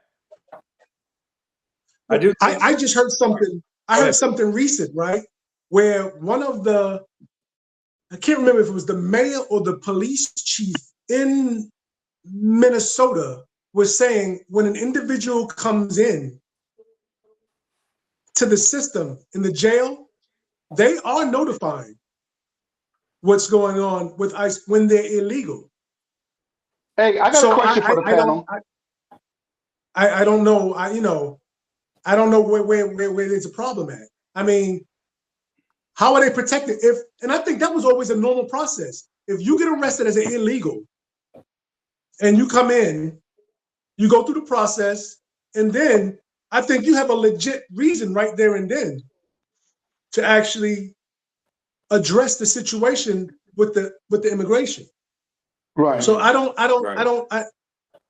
understand where and why there's a problem. Hey, I have a question for the panel. Let me present this to you guys. When this target of enforcement for immigration, right, it was sold to us, right, and I'm all for it. Criminals, the more violent ones. So we're attacking the criminal element. So Said was like, okay, sanctuary city. Do you have a problem with immigrants, or do you have a problem with the criminal element that comes with immigrants? Because you got a lot of immigrants, right? That's hardworking people. Are we mad at them, or are we mad at the ones that's causing chaos? You want me to answer? Go ahead, Said. So here's my issue with the whole thing, gents. Especially now doing investigations on the civilian side, that we are very inconsistent of who we're going after, if y'all know what I'm saying. So just a few months ago, Orange County Sheriff's Department was serving a search warrant on an employer that I went to, and come to find out what they were doing, fellas, is they were hiring undocumented intentionally. And then what they were saying is, okay, you don't get paid 100% of your wages. We're only going to give you like 40% of your wages. 60% is coming back to the company, and if you say something, we're going to contact ICE. So when I hear situations like that, I'm like, well, they're not running up into these these corporations and these companies that are doing this, but then they're snatching people going to court and things like that. So, gentlemen, that's my dealing with it on the civilian side and seeing how employers are taking advantage of these people in the system is where I have an issue with the inconsistency. So, Hey, Tone, what you say about that? No, I agree with him, but there's a problem on every spectrum, and that needs to be addressed as well. You know, get those employers who are doing that. But And Tone, you know do you have a problem with immigrants, or do you have a problem with No. with souls? I have a problem the with criminal element. criminal immigrants. That's what I have a problem with. But that's But you not. know That's what? not. We're talking to everybody. But even We're not just targeting even if just you criminal immigrants. no, The more you're right, violent Joe. ones. But even if you come in possession with a criminal element, he still has to have due process. Still has They to have due said you process. got something to say about the due process. I agree with them, but I would say that technically every person who's here illegally would be considered a criminal. But I do understand you guys are saying high risk, dangerous people, not just people that cross the border that are here working. So I get it. Do you Well, disagree with that, or do you agree with it? Said you Do I- disagree with that, or you agree with it? Do I say the question again? Do you have a problem, right, with just immigrants, period, or are we talking about what Trump sold us? The murderers, the rapists, the immigrants that come over that's causing havoc, not the guy that works at Home Depot I have sitting an outside. issue. I'm consistent. I have issue with illegal immigrants, period. Okay, okay. Mhm. So I you, gotta let me piggyback off the said. I have to agree with that because with illegal immigrants, there's a lot of resources that's being taken from us as black people. We march for the civil rights, all this other stuff as far as illegal immigration. If you break the law, no matter how big or how small it is, you broke the law. But these illegals, you see what's happening in Minnesota with the Somalians. They're daycare centers. There's nobody there. So illegals are taking the resources from people like you and I. And if you go through the system properly and you become legal, hey, more power to you. We had to fight to get that ourselves. But to come here illegally and take our resources, that's a problem. hey You know, Tone, Now, if they come here illegally and take the resources, now you got a criminal charge. So you charge them criminally, nah, but hold on, and you hold on, hold on, start hold on, hold on, Tone, hold on, what? hold on, hold on. There's a lot of jobs that immigrants take that the average American is not going to take. Father but got crippled in the fruit industry. They was The out but farming. there. but Joe, here's the Yeah, thing. yeah, Here's the yeah. thing. Like it's Here's the crazy. thing, Joe. So are we really? Are they really taking the resources from those Yes. jobs that Americans won't Hey, even do? Joe, I that's mean, a good Joe, point. the answer is yes. And let me tell you why. Because if blacks had those jobs, the pay would be a lot higher. Because illegal immigration is here, that's why they're paying those very, very low wages. When you have people who are legal here, they're not going to stand for the law. You got to pay them for what they're worth. You follow? So those low wages that will be given to illegal immigrants, just like what said, they're going to do some under the table. They're going to give you half the price of what you're worth. But if you Okay. have to pay a legal person, the wages have to go up because, or else the plant's going to fail. So you have to Okay, pay what so people are so worth. with that said, Shay, you're making a good point, right? With that said, all those companies that went under, right? Because the immigrants had to be they were gone, right? Why not just raise the wage and let black folks And hire or all the white black. folks, right, and just have Yeah. that. If that's the case, right? If that's the case, we're gonna target the company, right? That's paying the cheaper labor. Just make them all right. Okay, we're gonna take the immigrants away. Now you got to come up to standard with the salaries. If that's the case, come up to standard. Why are they folding? Why is construction companies folding? Why the farming system folding? Let Like me tell you why are they why. still folding? Because they want to stay rich. A lot of times when these listen, think about the regular companies. A lot of these CEOs get themselves $10 million bonus, $30 million bonus, and what do they pay the workers? Even people who are legal, half the money. A lot of times when a company goes under, what happened? The CEO gets that big bonus. He got a 30 million buyout or a 10 million buyout. And then the workers who's been there 20, 30, 40 years, what they get? Nothing. That's the same thing that happens all over. So the key is really, Joe, is across the board pay everybody what they worth. Just because they went under, it's something that the CEOs, the CFO chose to do. They could pay people what they deserve, but again, it trickles down from the top. If the CEO or CFO has a clause in his contract. Hey, if the company goes under, I get a 30 million buyout. What you gonna do? You know, a lot of laws and things have to be changed. I feel, Joe. Y'all So agree or disagree with him? what if we make those illegals who are working with no criminal record, make them legal, and then have them get legal wages? Because I don't see any blacks or Latinos who are here Right. in line going to those jobs. Right. What do we do? Or any Realistically, what do we whites, do? or any whites And going let's to go those right. jobs. No whites are going to those jobs. None. No And whites are working in jobs. why don't we start charging and arresting the employers who are doing that? And we know who all the employers, what race they are. So how come we don't go after them as well? Said, That's a said good you got. point. Those are your lobbyists and people paying the money into the politicians. That's why. Tell you, yeah, Question. yeah. It's all about Yeah, the money. Follow the money. 100%. Yo, my phone's about to die. We got another video to do before we shut it down. Get a plug. Yeah. Get a plug. Plug it in. Yeah. Let's do this video real quick before my Come phone on, Joe. dies. Use your resources. Get that plug. Plug it on in. I need an immigrant to give me a fucking coin. I just hope you pay them the right wages. I don't want nothing to show.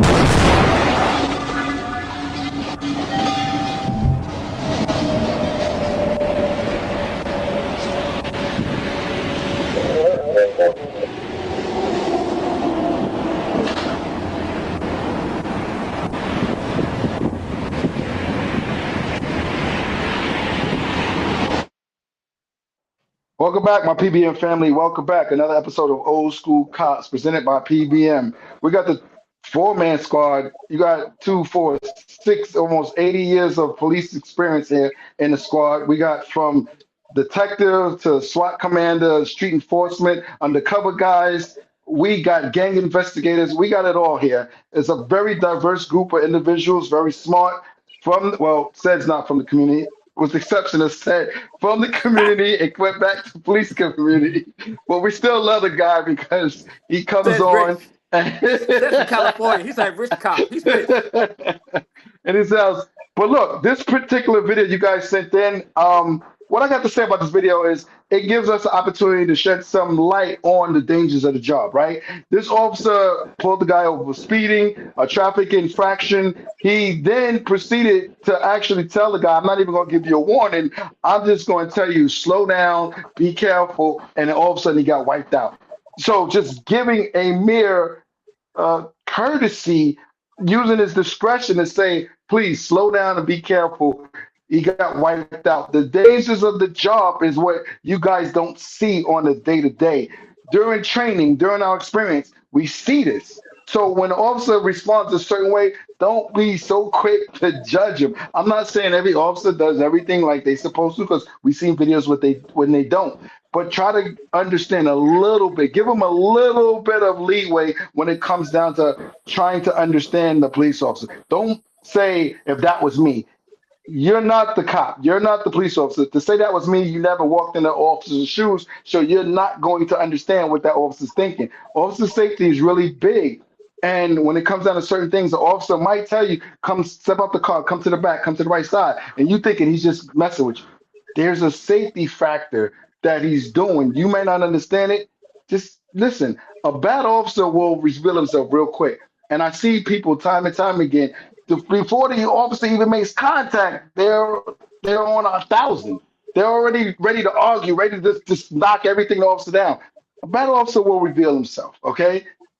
Treat people like you want to be treated, and a bad officer will present himself real quick, real fast. Most of the guys out here do the job right and allow them to do the job right. So listen, that's my take on this video. Said, tell us what you think. Thank God that he did a passenger side approach. Yeah. That's the first thing that I was like, it's a good thing, because did he end up being okay, or do we know? Yeah. Okay. Yeah. If he would have did that driver's side approach, he'd have been killed. Yeah, that was the first time I was like, man, as bad as it was a good thing that he was on the passenger side. So that is definitely true. Go ahead, Shay.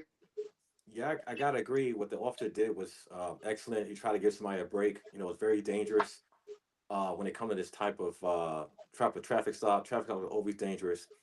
But this is just another case for officers. As I was doing further research, Joe, on this case, what happened after the crash had happened, they delayed and rendering aid to the young man that was in the car.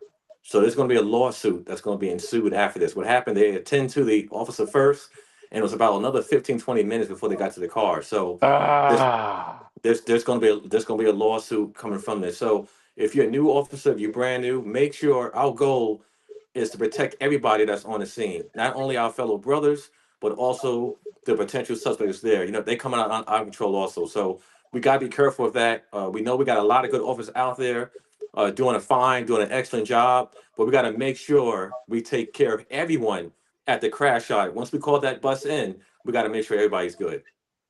100%. Tone, shut it down. Yeah, no, it's unfortunate, but and whether the good officers out there doing the right thing is sad, but more officers are going to get hurt, and even some are going to lose their lives doing the right thing for the communities, for the citizens. Whether it be, and we've seen the videos where they're encountering somebody, and next thing you know, a tussle's going on, or it's a drunk DUI, and they get struck, or it's inclement weather and the person loses control. So hats off to these officers. They put their lives in grave danger in certain situations. So we need to respect them and comply, especially when those situations like that are really intense. Hey, the OG's back. We took a nap. Yeah. Morning 4:30. But I can't leave this kitchen dirty, man. I'd be in trouble in the morning. You know what I mean? Yep. Even though I get Yeah. up before she get up, when I get home, I get told. The You know, OG's. I thought you took a nap. no, man, just trying to get myself together. But realistically, this job is the law averages, and unfortunately, many of us are blessed to go through our careers, and never have anything happen. I was in 13 accidents just after 3 years of service with the Memphis Police Department, working that midnight shift. Yeah. It's a dangerous thing, and unfortunately, the drunks don't care what kind of car you're driving. They just run over you. I think eight out of the 13 accidents I was in, it were drunks that ran over us. And one time we were just came out of the precinct. The guy got fast with the blue lights and ran to the back of the squad car. It's a dangerous part that you can't avoid, and you can make an effort to try to be as cautious as you can, but you never know when your number's up. The thing that you got to remember is this, and I'm serious about this. Those of us who carry badges and guns and are people of color, we're at an advantage because at least we know when these circumstances occur that we can take care of ourselves. The likelihood that you'll be confronted with law enforcement as a Black man is 8 out of 10. 8 out of 10. And unfortunately, most of the time it's not a good outcome.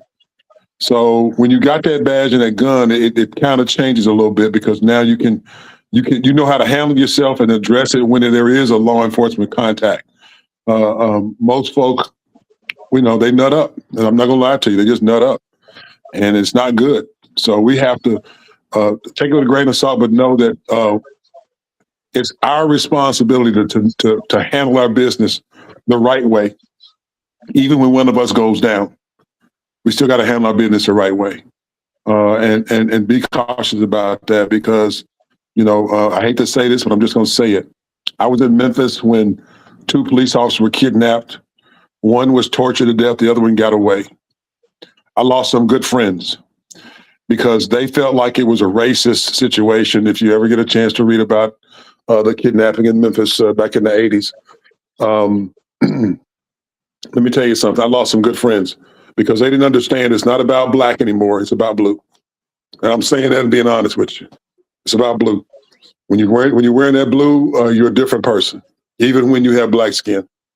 So we have to be conscious of that, because been to a whole lot of funerals, y'all. Been to a whole lot of funerals for various reasons, but many times we know that most of them who left here didn't have to go. So we have to be careful. Good work, OG. Agree with you. Wow. We can't hear you, Joe. Can't hear you. Y'all heard it from the OG. Please be safe. Don't argue on the side of the road. Take your fight to the courtroom. You will lose, hands down, on the side of the road. Right or wrong, whether the officer was justified or not, you're going to lose. Please take your fight to the courtroom and see you next video. All right, I got to go, y'all. It's getting late. All right, OG. Thanks. Appreciate you. All right, man. I'll holler at you later.